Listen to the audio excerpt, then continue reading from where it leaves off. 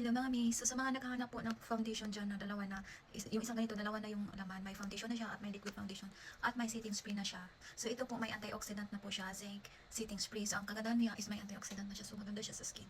So ito po yung ating foundation na may powder foundation at saka liquid foundation. So matagal ko na itong ginagamit. Probably nasa 3 months or 4 months ko na siyang ginagamit. Kaya tingnan nyo. Lagi ko kasi siyang ginagamit kasi pag kung gusto mo ng powder, kapag tuyo yung face mo, pwede ka mag-powder. So ngayon, di ako mag-filter. Powder. So ganito siya mga mi. Ganito. Ganito yung may milasma ko dito na ganito, diba? Ayan, ganda ng coverage niya mga mi.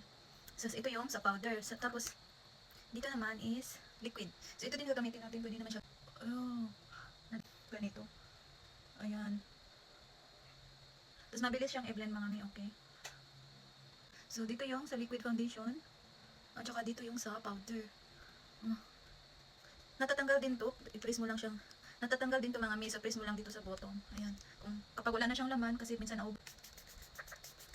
So, nasa 500 plus lang. Minsan nagsisale sila mga mi. Kaya go for the check out na.